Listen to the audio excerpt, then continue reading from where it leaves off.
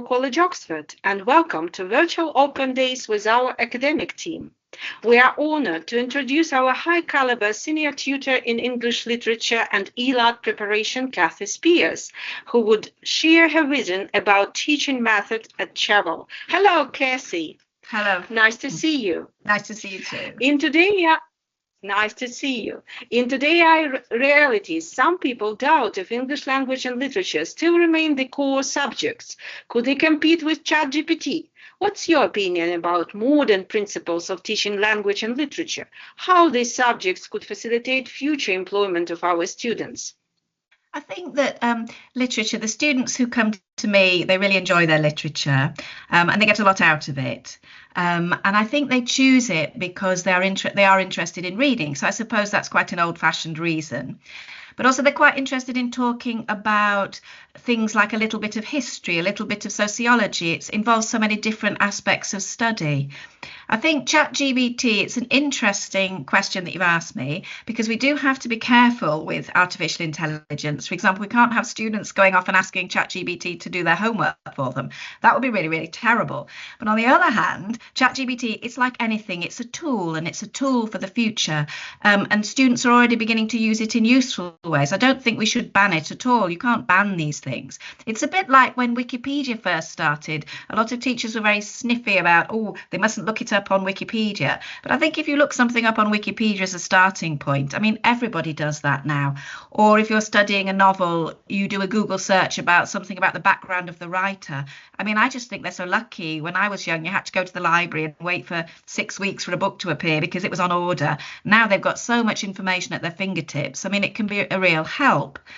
I think that literature is a preparation for the future. I think literature, when it's combined with other subjects, I often think that they think coming to an English lesson is a little bit like a breath of fresh air. It's a bit of a rest. It's a different kind of thinking. You read a story together, you read a poem together, you read a play together. So anybody who likes going to the cinema and watching films, or has a favourite TV show and likes talking about it with their friends, those are the kind of skills that you need for English literature. You need to be able to talk about the way a story is presented, the way a story is constructed, people's attitudes to characters. So if you're interested in that kind of thing, you will enjoy taking it that just one step further. Thank you so much. Our followers are interested in the main differences if taken a 2-year A-level English literature in comparison with a fast-track course. Could you share with us?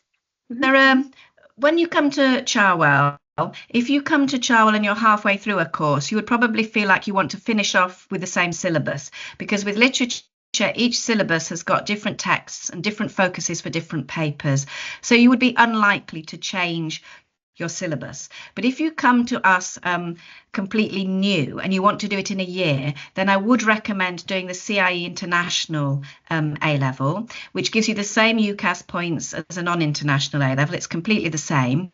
But the difference with it is that you take it in stages. So there are 2 papers for AS and 2 papers for A-level. And you don't have to take them all in one go. And there are 2 sittings. So you can do 2 papers in November and 2 papers in June. And actually, even sometimes when our students aren't fast track and they're doing it over 2 years, they may choose to do 2 papers early, because it takes the pressure off that final June. And you can retake the papers. You can retake just your AS or just your A2, I think. So you can just you could do 2 papers in November, and then you could redo those 2 papers in June. That's what I mean. So you can it gives you more flexibility, and that really helps if you're doing a fast track course. And also with the international board, the structure of each paper is the same. A 2-hour paper, 2 questions. You choose between an essay and a passage. And so I think the fact that the structure of the paper is quite straightforward, that means you don't have to learn different skills for different papers. And I think that really helps.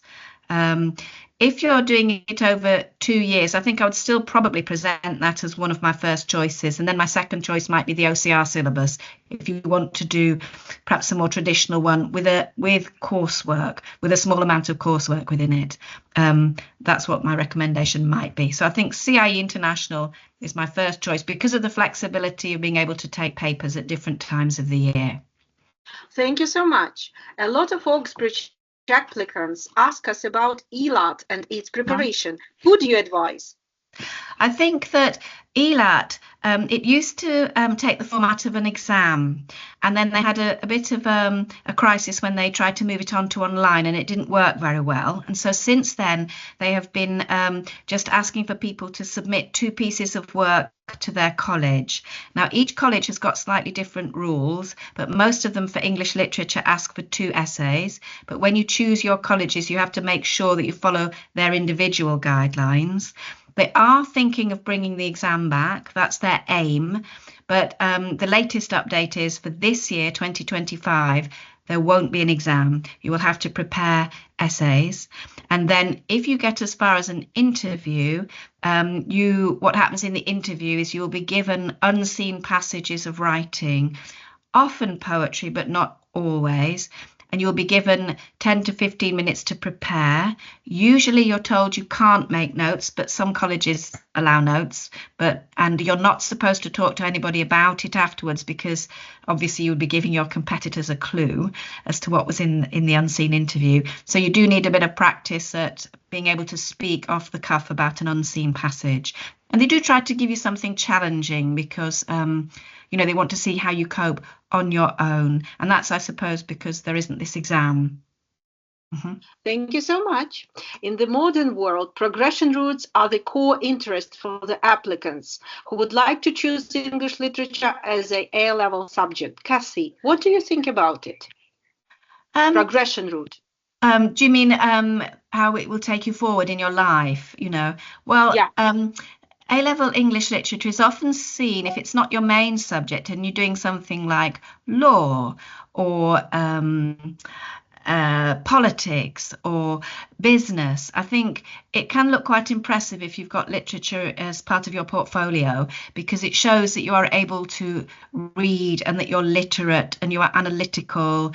And I think it shows a breadth of understanding. So I think it can be helpful there. But if you want to do literature as your major, as your main subject, or you want to do something like the arts or drama or some kind of combined degree, then it can be helpful towards that. Okay, thank you so much, Cathy. Dear friends, I hope you enjoyed the interview with the best English literature tutor at Cherwell. If you would like to get more information about us, please follow us on Facebook, Instagram, join us for open virtual days, or email to our admission teams. Cathy, thank you so much for sharing your valuable opinion about Cherwell. Thank you. Cheers. Bye-bye. Bye.